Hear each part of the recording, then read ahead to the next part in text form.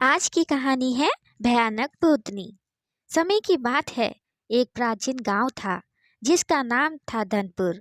धनपुर चारों तरफ से घने जंगलों से घिरा हुआ था और उसकी प्राकृतिक सुंदरता के बावजूद वहां एक भयानक रहस्य छुपा हुआ था जो लोगों के मन में भय पैदा करता था। यह रहस्य था एक भूतनी की कहानी जिसने गांव के हर कोने में खलबली मचा रखी थी। गांव के बुजुर्गों के अनुसार यह भूतनी बहुत समय पहले गांव में एक लड़की थी जिसका नाम था माया। माया एक सुंदर, हंसमुख और संवेदनशील लड़की थी।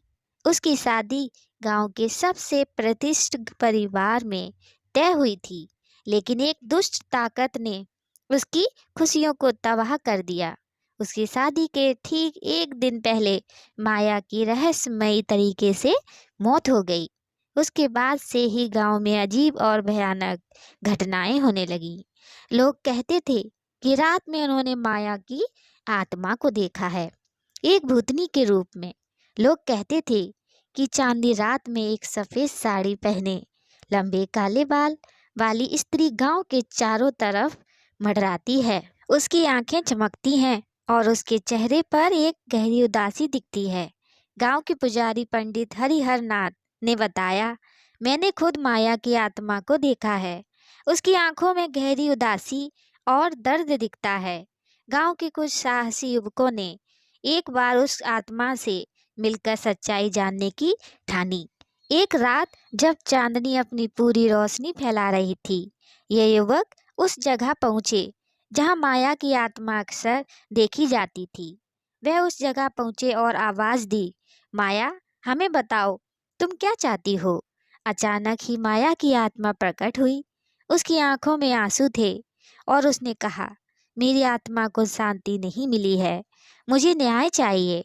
युवकों ने हिम्मत करके पूछा, हमें बताओ, हम क्या कर सकते हैं ताकि तुम्हारी आत्मा को शांति मिले? माया की आत्मा ने धीरे धीरे कहा, मेरी मौत कोई दुर्घटना नहीं है, मुझे मार दिया गया था।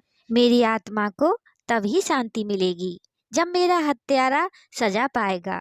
युवकों ने माया की बातों को गांव के बुजुर्गों और अध्यक्ष को बताया। सभी ने मिलकर जांच का फैसला किया और सच्चाई सामने आई।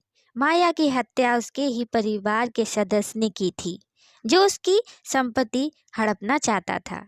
गांव वालों ने पुलिस को सारी हकीकत बताई और हत्यारे को गिरफ्तार कराया गया। माया की आत्मा को आखिरकार न्याय मिला और वह अपनी शांति के निवास की ओर चली गई। उसके बाद से गांव में भूतनी की घटनाएं और उसके प्रकट होने की खबरें आनी बंद हो गई।